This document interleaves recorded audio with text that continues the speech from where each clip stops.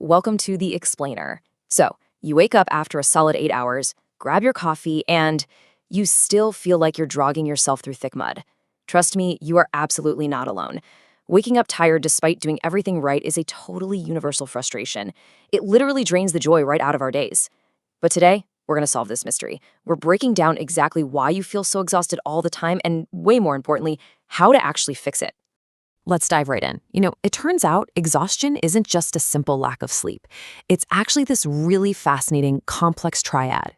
We're talking about a mix of medical, lifestyle, and psychological factors. It's not just about how many hours you spend in bed. It's about what's happening on a cellular level inside your body, the hidden daily habits that are secretly draining your reserves, and, get this, the surprising tricks your own mind plays on you. So here's our roadmap for today. We'll cover the universal exhaustion epidemic, the medical root causes, beware the energy vampires, tiredness as an emotion, and finally, overcoming the fatigue trap. Let's kick things off with part 1, the universal exhaustion epidemic. Moving right along to part 2, the medical root causes. To really understand our fatigue, we need to divide the root causes into two main buckets. On one side, we've got the external factors, the heavy pressures of everyday life. We're talking massive work stress, relationship turbulence, financial burdens, and the low mood that comes with all of that. But on the other side, we have internal factors. These are the physical deficiencies causing sluggishness deep inside your body, like underlying disease processes or hormone imbalances. Think of it like this. If your internal metabolic engine is sputtering, it might be due to a few specific physical conditions. For instance, anemia, which is a low blood count usually caused by a lack of iron. Or, hey, maybe you've got vitamin deficiencies. Lacking vitamin D is super common depending on how much sunlight you're getting. Another massive culprit? An underactive thyroid gland. Your thyroid is essentially the powerhouse of your body. If that slows down, you are going to feel incredibly sluggish. And finally, uncontrolled diabetes can cause these wild blood sugar fluctuations that just leave you completely, utterly drained. Now, ultimately, our main cellular goal is ATP. That stands for adenosine triphosphate. See, our cells have these tiny little energy engines called mitochondria, and their entire job is to pump out ATP, which is basically the ultimate energy currency of the human body. But here's the catch.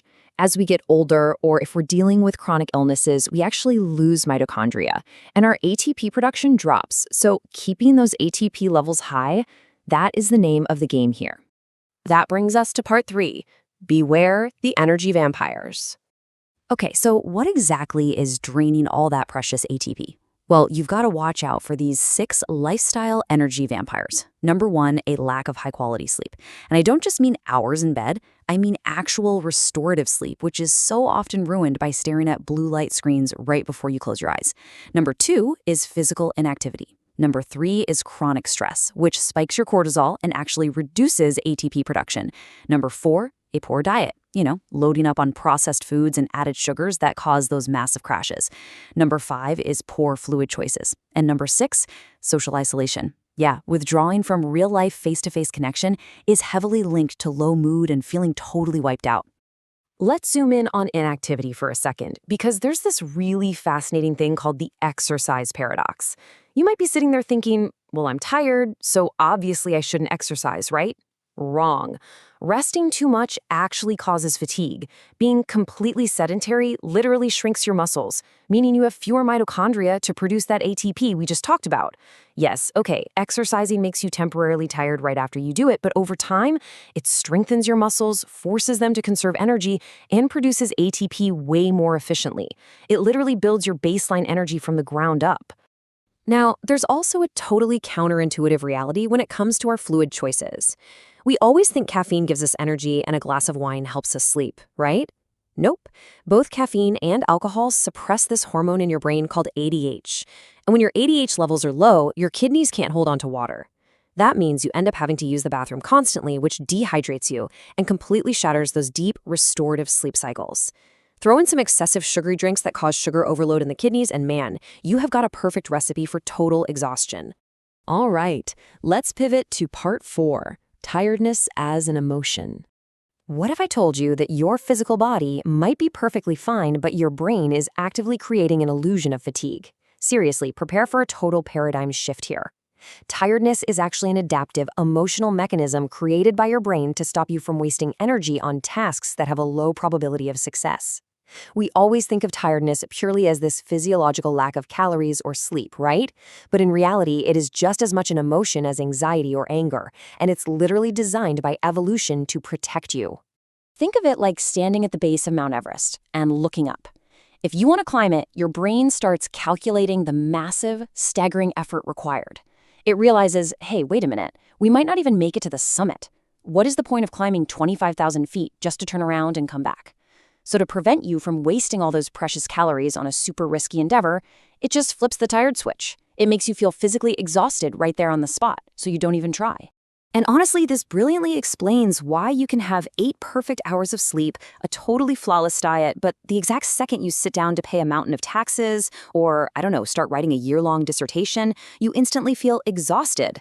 Your brain sees this impossibly long task with absolutely no immediate reward, and it is the exact same with emotional burdens. Just seeing a phone call from an emotionally draining relative or anticipating toxic family dynamics during the holidays, your brain knows they're going to suck you dry without a positive outcome, so it makes you feel deeply physically tired just thinking about it. Which leads us to our final section, Part 5, Overcoming the Fatigue Trap. So how in the world do we bypass this evolutionary trick? Well, let's break down the ultimate productivity technique. Step 1, notice your specific trigger. What exactly is making you feel suddenly tired out of nowhere? Step 2, ask yourself how you will actually feel after doing it. And Step 3, trick your brain by chunking. Look, if you have 100 chapters to read, your brain screams impossible and makes you tired. But if you chunk that massive abstraction into just one single chapter, your brain sees it as a guaranteed win. Suddenly, the energy investment seems completely worth it. You really have to tunnel down into that post-task feeling. By proving to your brain that the energy investment is actually worthwhile, that reading just that one chapter or doing just 10 minutes of a workout is going to result in a really positive feeling of progress, you immediately short-circuit that emotional fatigue response. You are basically replacing the overwhelming dread of the entire journey with the positive, guaranteed energy of completing just one small, manageable step. So the next time you feel completely drained, I want you to ask yourself, are you actually physically out of ATP, or is your brain just trying to protect you from a mountain? By addressing both your physical habits and your psychological triggers, you can finally unlock the energy you actually deserve. Thanks so much for joining me for this explainer, and here's to finally reclaiming your zest for life.